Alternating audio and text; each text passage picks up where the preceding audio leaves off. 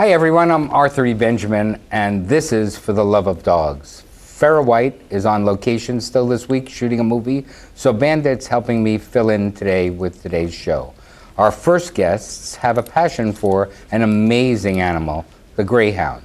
In fact, John McQuaid and his wife Susie felt so strongly about greyhounds that they started GALT, G-A-L-T. John is here with us today with a few of his friends, Chris Robin and Ellie Brenner. Welcome. Hi. Well, thank you. Thanks for being here. Thank you. Thanks for asking. Tell us who you brought with you.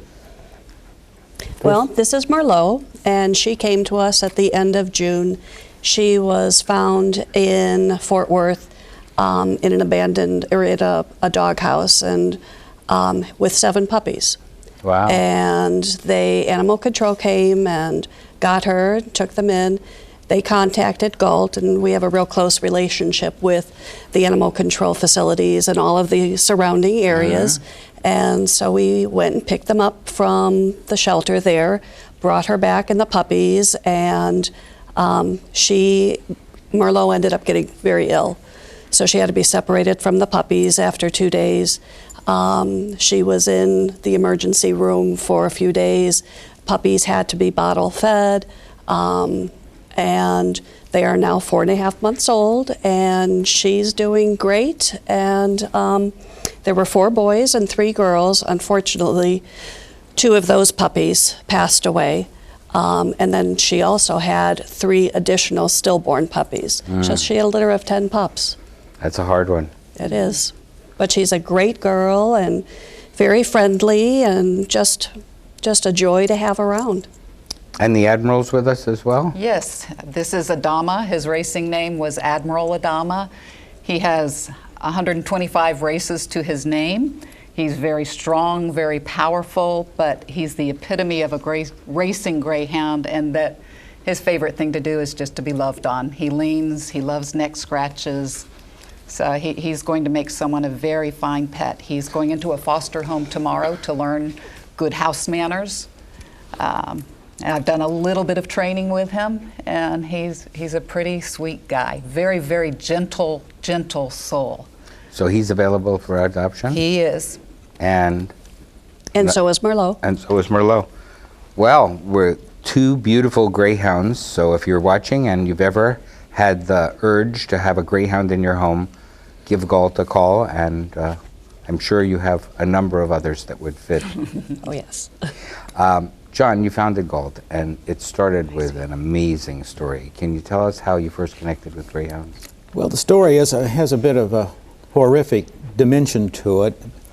Early in the 70s, I was asked to attend a greyhound racing event in Juarez, Mexico. And I watched the races, and I was given a tour of the facility, and I'd grown up in horse racing, and they assumed, my guests assumed that, or my host assumed I would be interested in how the track worked, and I was. And I walked around a kennel, and I heard some dogs crying out, and I saw dogs being dispatched with lead pipes and bats because they had graded out, I was told, and I was told that's just how it was done in the 70s. That was how it was done.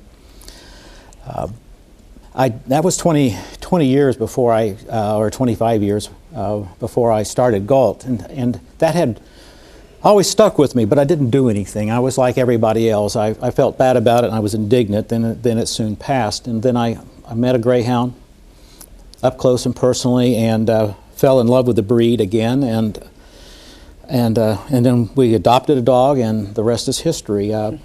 We were the adoption for several years, and with another group, and we decided to strike out on our own and create GALT in 2001, and we are entering soon our 13th year of operation.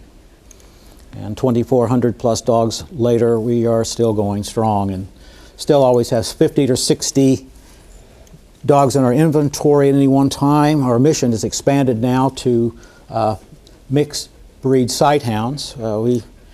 We've taken in our first Afghan, and we've taken lots and lots of Saluki Greyhound mixes, which are wonderful, wonderful pets too. So we've had to expand our mission because the need was there. because our motto is "No gray is ever turned away," we are called by most of the animal control groups in North Texas and also around the state, and the humane societies that take the dogs, because we know that we have the ability to take these dogs, and since we're a no-kill organization, that we will nurse these dogs back to health. Well, there's a belief that most greyhounds, almost all greyhounds, come from racing. Is that true? It is true. The purebreds are. The mixes are usually have been fathered or mothered by dogs that have been graded out and turned over to other people, and they are backyard breeders and match racers that will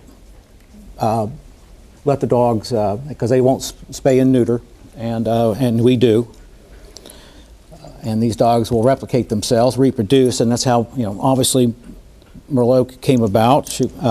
And with her pups, I think her pups are mixed. Oh, 4 different breeds. Yes, we have 4 different breeds, but they're all cute, and all those puppies are being trained now, going through basic puppy training, and they'll make wonderful pets. What is it about a greyhound's personality that endears them to the people that are so drawn to greyhounds? Well, they're a very affectionate animal. Hence they've been a favorite companion animal for about 4,000 years. They bond to their human family quite readily. They're quite loyal. They're quite affectionate. They're calm, even though when they are racing, they're moving up to 45 miles an hour. And they're hunting dogs, they're sight hounds. That's what their original purpose was. That's why they can race the oval track, because they'll chase a lure, and with great joy and relish. But it's their great calm demeanor, and their loyalty and their affection. They're highly trainable,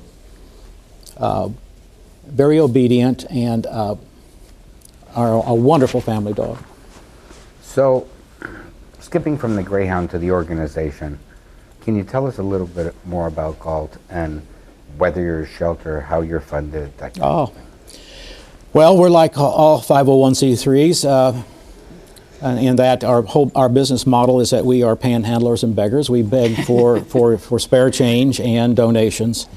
We write grants, and we spend about 95% of our money goes to the animals. Our admin's about 5%, because we're an all-volunteer organization. Yes. Even that includes our fundraising expenses. We're good stewards, and because our vet bills are quite high. We get broken legs from the tracks and from other on a fairly constant basis, and the cost to fix those legs run from $3,000 to $5,000. And we do anywhere from 12, I would say 15 to 20 a year, so that's a large expense. We're fortunate. We have lots of foster homes. We have this wonderful volunteer base, and we have over 110 foster homes. So we don't, that house the majority of our dogs, because they'll go through training with that foster, so they have good manners. And a lot of our dogs will attend obedience schools, so they're even better, because we are an orphanage, and the dog can do a trick or two. It's makes them cute, and let's face it, the cute orphans go first, and that's our deal. And we do rent some kennel space from some commercial dog services. Well, it's great to see you again. Great to meet Merlot and Adama. And to learn more about the Greyhound Adoption League of Texas, GALT, visit their website, greyhoundadoptiontx.org. We're going to take a short break, but when we come back, we'll learn more about the Dog Scouts of America. It's a great organization. Stay with us. Every year, families in North Texas unknowingly spend hundreds of thousands of dollars in support of neglect, abuse, and disease. When you buy a puppy from a parking lot or flea market, you could be supporting the cruelty of puppy mills that profit from dogs bred in abusive conditions. Help us stop the cycle. To learn how, go to spca.org/no puppy mills and take the puppy pledge. So, I'm kind of new here, but I've noticed a trend. My human does this funny thing where she goes around and gets all my toys, and then she hides them in that basket by the door. But it's always the same basket, and it's always in the same place. And then she acts so surprised when I find them, but, she's putting them in the same basket. Again. It's like, hello, that's where you put it last time. You were the worst at hide and go seek.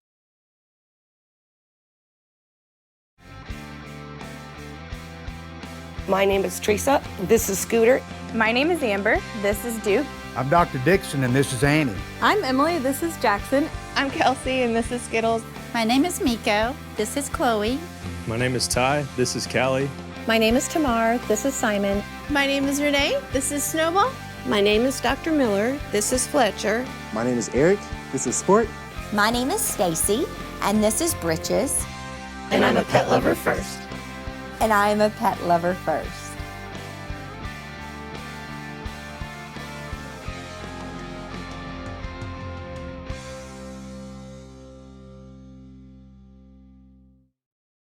Live with a human for a while and you get to know a few things. Like, I know she's actually not a morning person. I know she does strange tricks for no treats.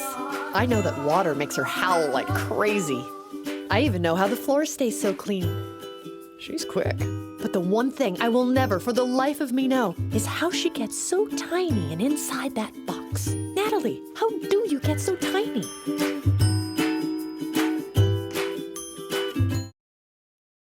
So, I got this new family, and I don't know what it is about this one, but she can't seem to put down that toy all day long. Tap, tap, tap, tap. Oh, and she even talks to it. She talks to that more than she talks to him. What's up, bro? Nice shirt. Who's she talking to? Her mom? She talks to her mom a lot. So, I just moved in with this family, and it's embarrassing. The little one, he likes to go outside and crawl around in the giant litter box. I don't know what he's doing. I mean, I was born and I knew how to use the litter box. Look at that! That's disgusting! Oh, poop already! You're making me nervous. Oh, okay, I can't look at this anymore. I really hope he grows out of this, for his sake.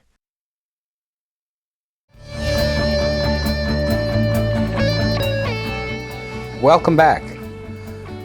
We've all heard of the Boy Scouts of America, the Girl Scouts of America, but did you know there was an organization called the Dog Scouts of America? And it's true. And of all things here in North Texas, Troop 119 is helping to educate the community on responsible dog ownership.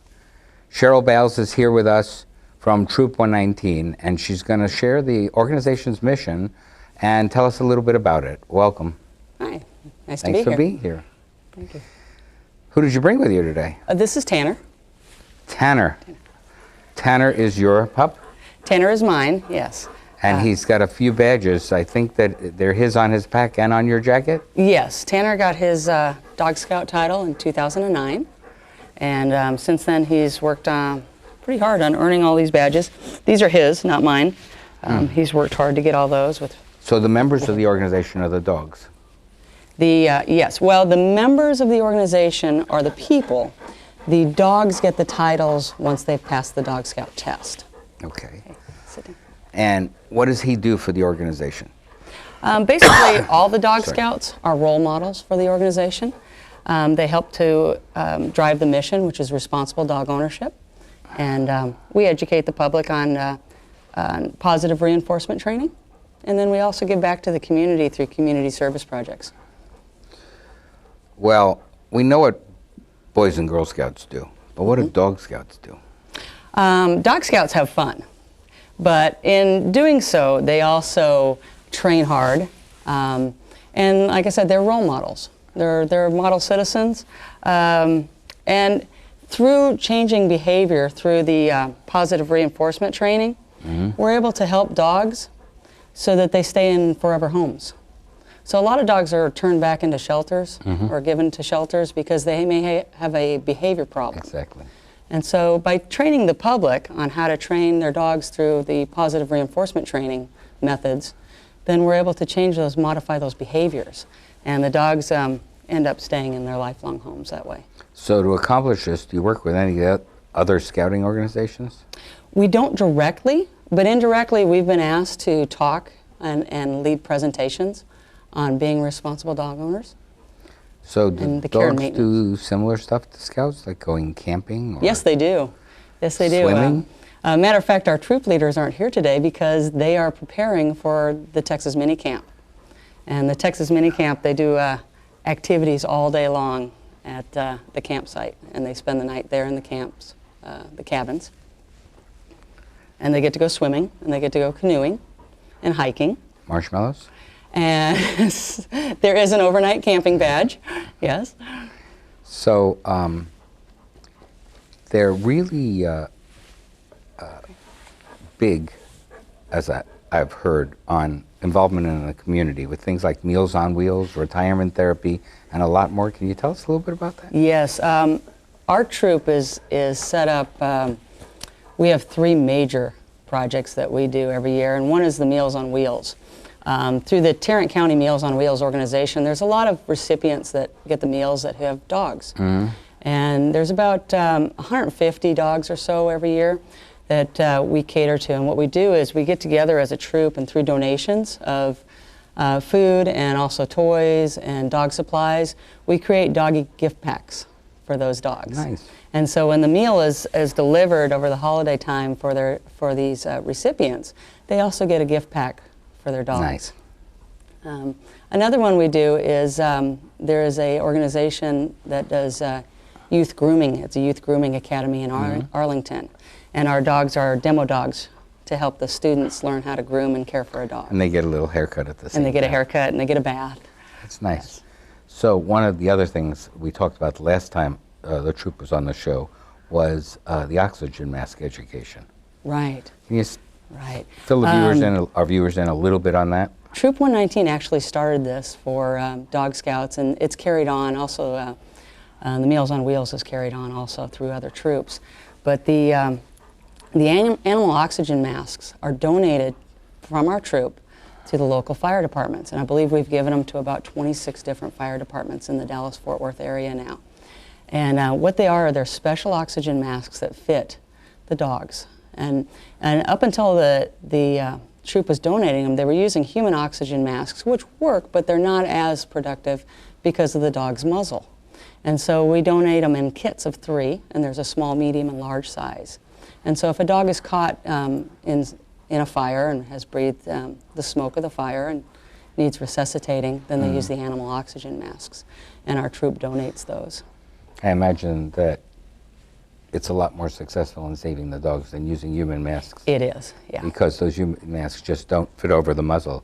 I remember they're like cones. They fit right over the muzzle and take in the mouth and the nose. Yes.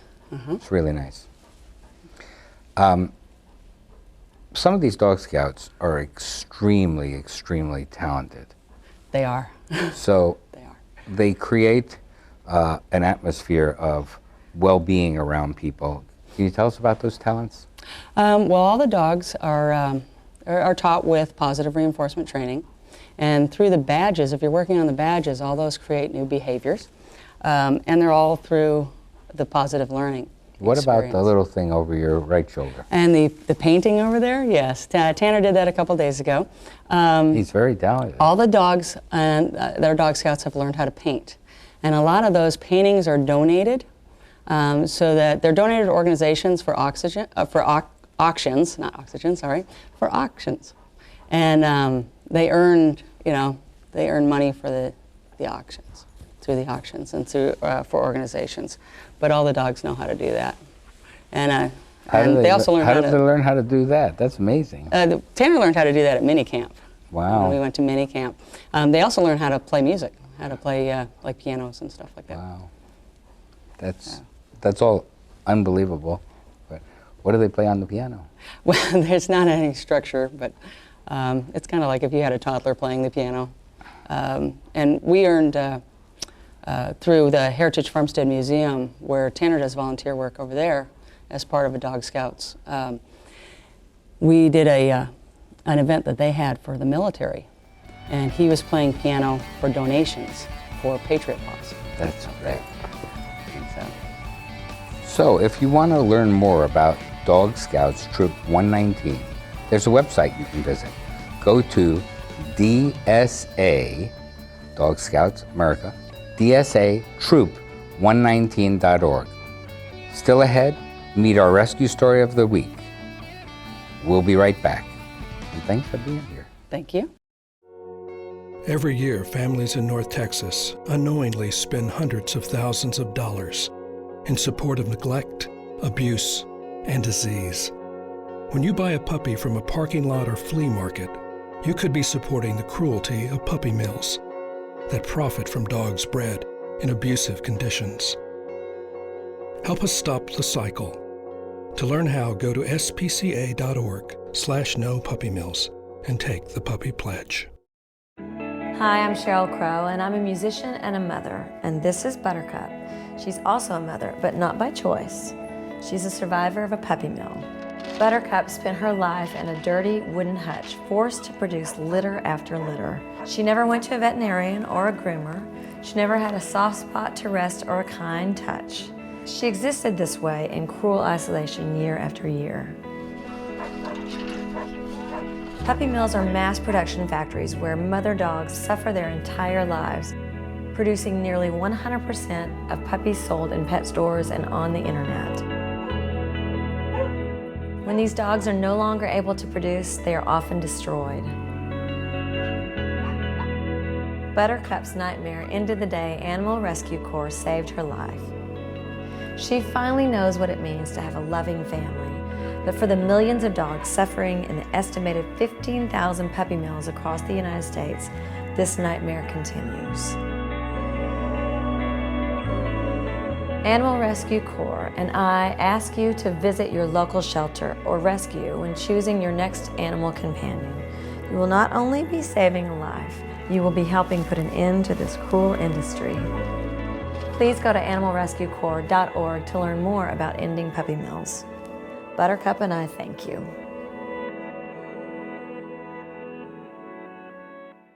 Know what? What? Since I got adopted, I've learned a lot about these humans. I know. I mean, check out these two. It's Flirt City over here. Yeah, I noticed that. It looks like my human is definitely into your human. Oh, look! I think she's getting his number. Nice. Your human's got some sweet moves. Takes after his dog. Oh, look, they're doing that thing where they put their arms around each other. She kicked up a leg. It's like in the movies. That's awesome. Looks like we're gonna be hanging out a little bit more. And now it's time for our rescue story of the week. Today's story comes by way of GALT, the Greyhound Adoption League of Texas. Jennifer, your last name is pronounced? Vilches adopted Faith through GALT and is here with John McQuaid to tell us more about Faith. But before you do that, John, tell us about your new program for heroes. Well, GALT has expanded its mission, and we have partnered with a new charity called Hounds Helping Heroes Heal. We are starting a program of training shelter dogs to be companion animals and even full-service dogs for those who are suffering from post-traumatic and traumatic brain injury. That is, we're training dogs for our heroes, our vets. As a former Marine, this mission has touched my heart, and the fact that we can save more animals out of the shelters that are slated for euthanasia and give them a new life and a new purpose is very meaningful for us. So we're no longer just rescuing greyhounds, we are rescuing other breeds too. Thank you for that additional service. It's important. So many of our troops are coming home with post-traumatic stress, traumatic brain injury, or sexual trauma disorder. Indeed. It's really a blessing to have an animal to help them. So let's go back to Faith. Faith. What's Faith's background? She's missing an ear, which is, really, I know it begs questions and you know nothing about, because that's how she came to you, but it's amazing to see an animal do this well with just one ear. She really doesn't seem to miss it. It was, she came to us like this, so we have no idea what happened to it. Our vet did say that it looks like it had been actually repaired by a vet at some point. But that was certainly, I think, before she ended up in the situation that we rescued her from. Which was? She was seized by Fort Worth Animal Control in July of 2001 from a home that had had a seizure of 28 dogs the year before, all in horrible condition. She was seized with her 8 puppies. She was just all skin, bone, and milk, and ticks. Covered in fleas and ticks. She was giving her all for those puppies.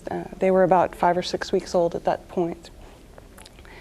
So we brought her in and cleaned her up. The first time I saw her was when she was getting a bath.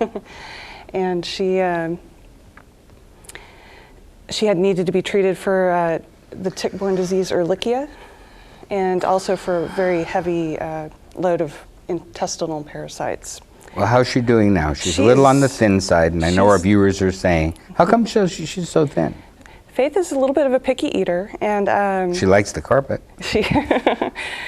She loves to sniff. So we give her as much food as she'll eat, but she also has a very high metabolism, so it's just a little hard to keep weight on her. She's perfectly healthy, even seeing the bones. So why did you decide to help her? I couldn't not help her after seeing her that day at the vet. I was there when she came in with her puppies, and I helped bathe them all and everything. And we took her home as a foster, and she would just very carefully watch us at first. And did all the puppies find homes? All the puppies are very happy in homes. We get pictures from them regularly. But after a while, she would come up to us and just put one paw on us, asking for attention and love, and we just couldn't let her go. They're such gentle creatures. Yes. Thanks so much for sharing Faith's story with us. Thank you. We're glad it, in the end, has a happy ending. Yes. That's all the time we have for today. We want to thank Galt and the Dog Scouts of America for being here with us, and we want to remind you that For the Love of Dogs is online at AmericanDogRescue.org. You can also follow us on Facebook, Twitter, and YouTube. And for all of us here at For the Love of Dogs, thanks for watching, and we'll see you next time.